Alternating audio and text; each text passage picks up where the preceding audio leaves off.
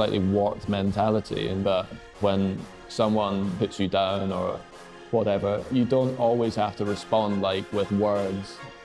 Like, that's my way of doing it with action. Ever tried catching a firefly only to watch it fly away? That's exactly how Andy Murray must be feeling recently as he grapples with a string of disappointing runs in every Grand Slam. And as of late, his journey hits a new low with a crushing first-round exit at the Australian Open 2024. Is this the end of Murray's career? Stick with us as we talk through the tragic story of a star seemingly losing its sparkle, Andy Murray. But first, quiz time. What unusual condition was Andy Murray born with? Is it A. Savant syndrome, B. 11 toes, C. Epilepsy, D. Bipartite patella? The correct answer will be revealed at the end of the video, so stay tuned. And hey, don't be shy, hit us up with your guesses in the comments. We'll reply to as many of them as we can.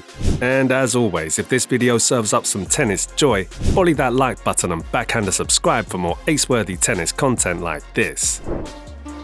The tennis gods got together and said if this young man is going to get a Grand Slam, he is going to have to really earn it emotionally, physically.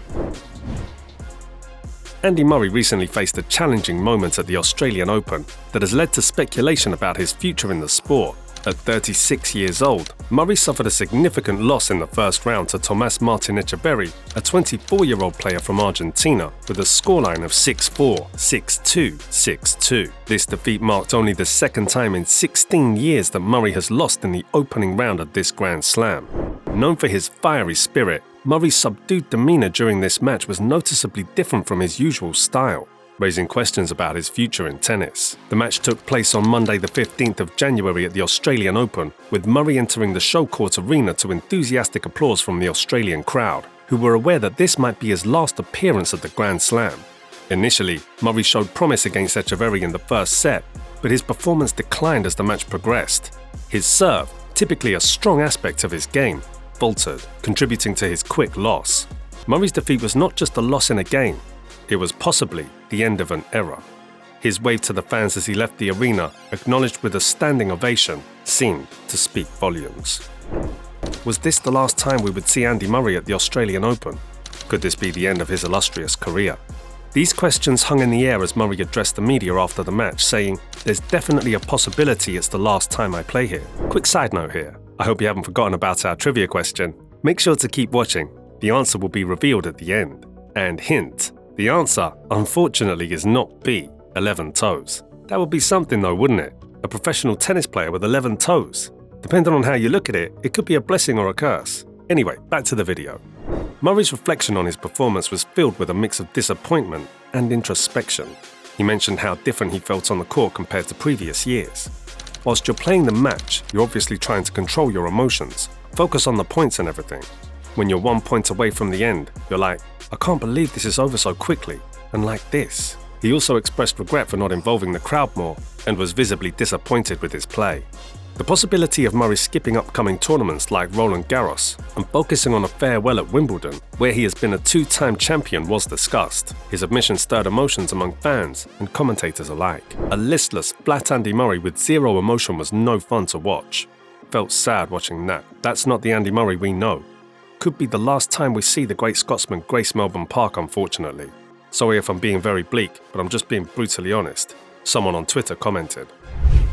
You know, maybe it's a slightly warped mentality, in that when someone puts you down or whatever, you don't always have to respond like with words. Like, that's my way of doing it with action. But why did Murray appear so defeated in this match? The answer might lie in his recent struggles with injuries. Murray has undergone 2 hip surgeries in 2019 and now plays with a metal hip, making his ability to compete at Grand Slams a remarkable feat in itself. His previous encounters with Echeverry had been intense, lasting more than 3 hours each. But this match was over much more quickly, with Murray's performance visibly below his usual standard. Murray's challenges with his serve were a significant factor in his defeat. Despite efforts to improve his service game in the pre-season, he only managed to land 46% of his first serves and won just 33% of points on his second serve in the first set. Echeverry, known for his fitness and solid baseline play, handled everything Murray threw at him with composure.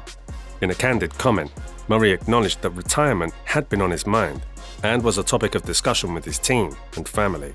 "I haven't made any definite decisions on that. Yeah, it's obviously something that I need to think about and see exactly when that is," he said, leaving the timeline of his retirement uncertain. Murray's recent match at the Australian Open was not just a game.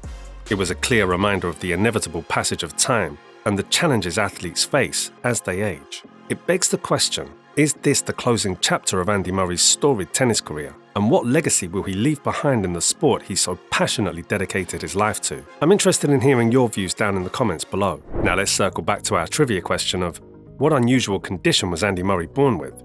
Well, here's the answer: bipartite patella. Andy deals with a knee problem called bipartite patella. This means his kneecap is in two parts, not one like most people. It's something he was born with, and it's pretty rare, occurring in about 2 to 3% of people. Often this issue can affect both knees. This knee problem has been tough for Murray, especially in his tennis career. Sometimes he doesn't feel it, but it can hurt a lot, especially after getting hurt or playing a lot. The pain is because of swelling in the joint where the two parts of the kneecap meet. This has made playing tennis hard for him, as it can hurt during big games. To help with the pain, Murray does a few things. He rests a lot, which helps his knee heal. He also puts ice on it to bring down the swelling and pain. He does special exercises to make his knee stronger and moves better. Sometimes he wears a knee brace to help with the pressure. He also might get shots to reduce swelling and take medicines for the pain. Going to physical therapy where he does exercises with a professional also helps a lot. Murray's ability to keep playing tennis at such a high level, even with this knee problem, shows how strong and determined he has been, even though his knee can make it hard. And that, my friends, is game, set, and match for this episode of Glam Slam Tennis. Thanks for watching, and make sure to take a peek to your left for another intriguing video you're sure to love. Don't forget to subscribe to our channel and hit the notification bell so you never miss a moment of the action and what we have in store. Until next time, stay fabulous and ace those serves. The beginning of my career, it started with, not fit enough, doesn't work hard enough. There was articles out there that I was lazy and stuff and didn't practice hard.